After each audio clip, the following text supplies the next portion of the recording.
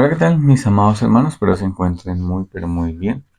Quisiera compartir con ustedes una meditación de la palabra, pensando inicialmente en la vida cristiana. La vida cristiana es comparada en la carta de los Hebreos como una carrera que tenemos por delante.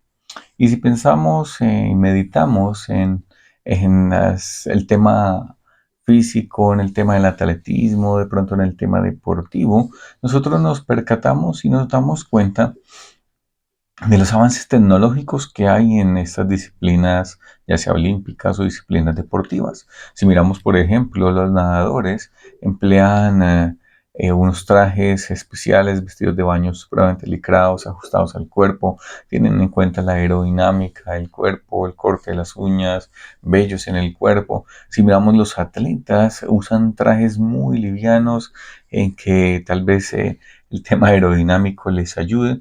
Y bueno, pensamos en muchas de todas estas cosas. Hay un texto bíblico en Hebreos capítulo 12, versículos 1 al 2, que nos deja ver la vida cristiana como esa carrera que tenemos por delante. Dice Hebreos capítulo 12, versículos 1 y 2, dice, por tanto nosotros también, teniendo en derredor nuestra tan grande nube de testigos. Y cuando está hablando de ello, está hablando de esa galería de héroes de la fe en el capítulo 11 de Hebreos, mostrándonos y dejándonos ver los santos antiguos testamentarios que depositaron su confianza en el Señor. Y gracias a ello, el Señor obró milagrosamente en muchos de ellos. Otros no vieron esas promesas de Dios cumplidas, pero descansaron en aquel que es poderoso para cumplir todo hecho. Y por la fe, dice, por la fe Abel, por la fe Abraham, por la fe Moisés, por la fe José, y nos da una cantidad de ejemplos del Antiguo Testamento. Y entonces, gracias a tan gran nube de testigos, gracias a ese ejemplo, gracias a que ellos están observando también todo ello y podemos nosotros también ver y evidenciar por la palabra todas estas cosas, dice, despojémonos, quitémonos de todo peso y del pecado que nos asedia. Y corramos con paciencia la carrera que tenemos por delante. Versículo 2, puestos los ojos en Jesús, el autor y consumador de la fe, el cual por el gozo puesto delante de él sufrió la cruz, menospreciando lo oprobio, y se sentó a la diestra del trono de Dios. ¿Qué tenemos aquí? Una palabra supremamente importante y es despojémonos. Quitémonos de nosotros, así como los atletas para sus temas deportivos van con los mejores trajes, lo más ligeros, lo más livianos posible y las tecnologías en todo ello avanzan. En la carrera cristiana nosotros tenemos que quitarnos. Y aquí nos habla de dos cosas, del pecado y del peso.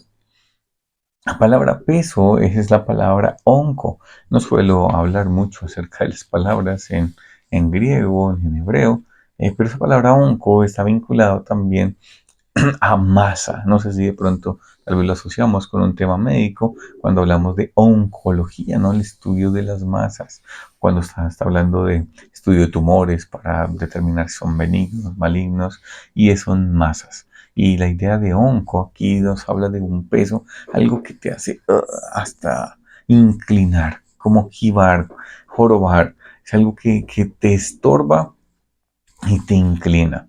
Y todos nosotros batallamos con muchas cosas en nuestra vida cristiana. Pesos, masas que nos impiden correr con paciencia, que nos impiden avanzar en nuestra vida cristiana. Y con este pensamiento vamos a avanzar pensando también en lo segundo, ¿no? Puestos los ojos en Jesús.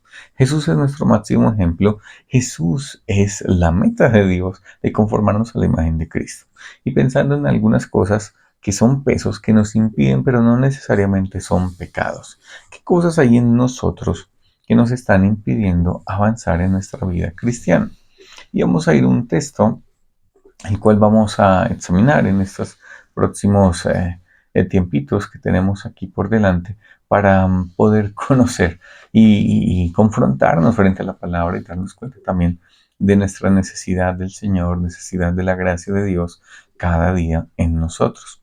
Primera de Tesalonicenses capítulo 5, versículos 12 al 14. Primera de Tesalonicenses 5, 12 al 14. El apóstol Pablo escribe esta carta a los hermanos en Tesalónica animándoles, porque pues había varias personas que les estaban incitando, falsos maestros que les estaban diciendo, bueno, no, ya Cristo vino, o los que murieron ya no pueden esperar en nada en Cristo. Y el apóstol Pablo les escribe esta carta para animarles. Al parecer no había un liderazgo tan bien establecido allí, de manera que el apóstol Pablo les anima a ese grupo de hermanos en Tesalónica que habían dejado absolutamente todo, que habían dejado todos sus ritualismos paganos, como nos lo cuenta Lucas allí en Hechos, que quemaron todos los libros de magia, que quemaron todo este tipo de cosas y se volvieron al Señor. Pero el apóstol Pablo no estuvo mucho tiempo allí con ellos en este viaje por cuestiones de seguridad, pero les anima con esta carta y les ayuda a entender muchos aspectos. Y mira lo que dice 1 Tesalonicenses capítulo 5, versículos 12 al 14. Dice, vamos hermanos, que reconozcáis a los que trabajan entre vosotros y os presiden en el Señor y os amonestan. El primer llamado del apóstol Pablo es a que se tengan en cuenta a esos hermanos que están trabajando en medio de la iglesia.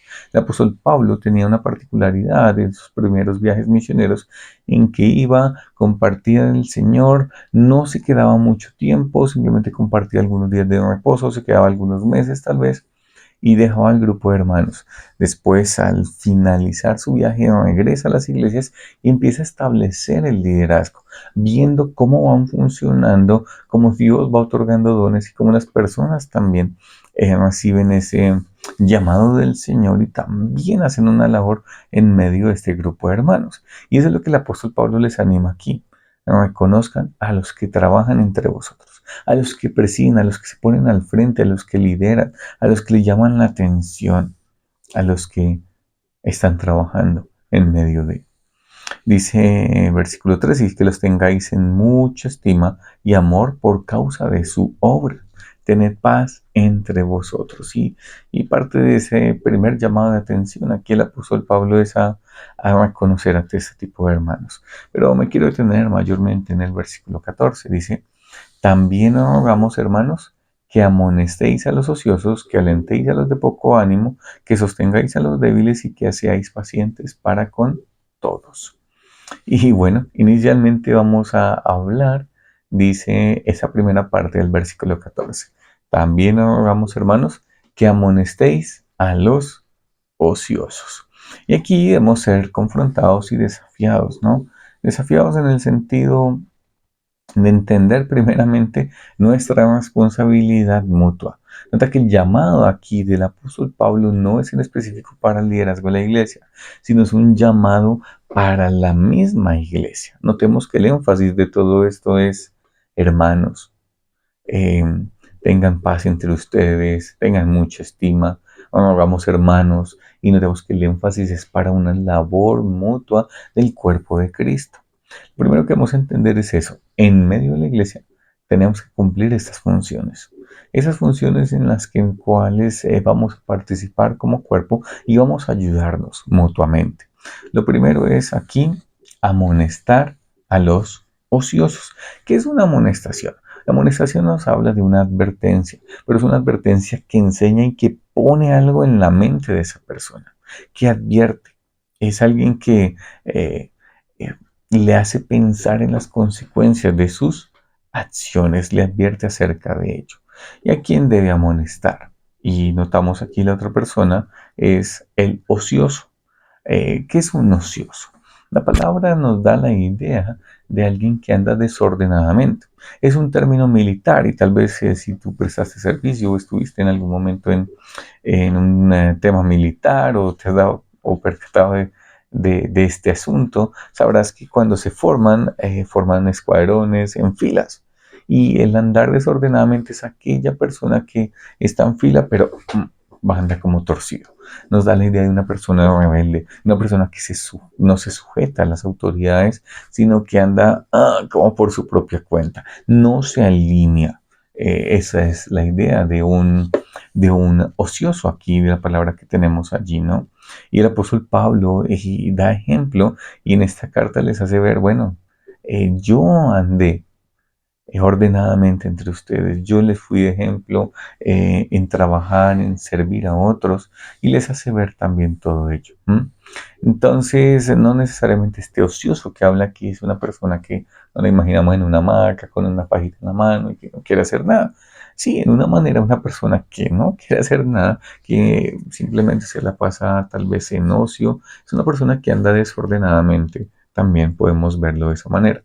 Entonces, es una persona apática, el ocioso es una persona apática, es una persona muy pasiva, es una persona que tiene una rebeldía en medio de su corazón.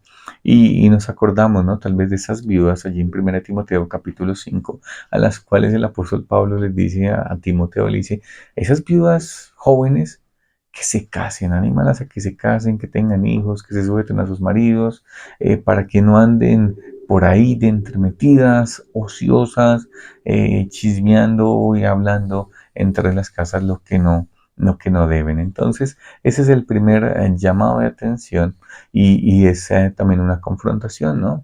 ¿Qué tal nosotros? ¿Mm? Vamos a estar en dos posiciones. Vamos a fijar dos columnas. La primera es siendo un ocioso, siendo alguien que de pronto estoy haciendo o andando desordenadamente. Alguien que de pronto no estoy haciendo las cosas de la mejor manera, ¿no? El apóstol, bueno, Santiago, perdón, decía que el que sabe hacer lo bueno y no lo hace, le es pecado, que estamos haciendo de pronto cosas que no necesariamente es como, ay, no las hice o tengo pereza de hacerlas, sino las hacemos, pero no las hacemos con la calidad y la excelencia que merecen, que atañen, sino estamos haciéndolas por medio de hacerlas. Las hacemos a medias. ¿Qué cosas se van? No las hacemos de una manera adecuada. ¿Qué requerimos? ¿Qué necesitamos? Si estamos andando de esa manera, que en cualquier momento nosotros podemos padecer de ello, necesitamos una amonestación. Necesitamos de un hermano fiel que se acerque a nosotros y que nos advierta, que nos llame la atención, que nos sacuda, que nos dé un sacudón y nos diga, estás andando mal. Necesitas caminar, caminar con el Señor de una mejor manera, darle gloria a Dios con lo que tú estás haciendo. Necesitamos ese tipo de hermanos, que seamos fieles en advertir, en amonestar, en llamar la atención, en amar al otro hermano y hacerle ver su pecado. Pero también si estamos en ocio, que nos devolvamos, ¿no? Volvamos a andar ordenadamente, andar y hacer las cosas de una manera que honra más al Señor. Si sabemos cómo hacer algo y no lo hacemos de esa manera adecuada, porque en nuestro corazón es como, ay, no, hay que pereza hacerlo de esa manera, hay que pereza hacerlo, yo sé de una manera más corta y no profundizo y no lo hago de la manera más coherente. ¿Qué tal nosotros? ¿No vamos a ese tipo de hermano y le animamos? Ese hermano que está de pronto andando desordenadamente, está andando con una rebeldía en su corazón. ¿O lo dejamos a un lado y yo no tengo nada que ver con el hermano, soy apático a él? Vamos a estar en las dos posiciones. Una persona fiel que amonesta a los otros hermanos o una persona ociosa que requiere de una amonestación. Entonces, para que estemos pensando y meditando. Nuestra próxima vez estaremos viendo también el siguiente, ¿no? Que nos dice también aquí este mismo texto bíblico y es alentar a los de poco ánimo. ¿En qué posición estamos? Ocioso que necesita amonestación o una persona que amonesta a la otra. Pero también pensar en la siguiente manera de tarea, ¿no? Soy tal vez alguien de poco ánimo que necesito aliento o soy una persona que alienta a otros. Vamos, hermanos, nos necesitamos mutuamente y ese es el ánimo también que quiero dejar en este día. Muchas gracias por atender hasta el video. Que el Señor les continúe bendiciendo. Un abrazo y chao, chao.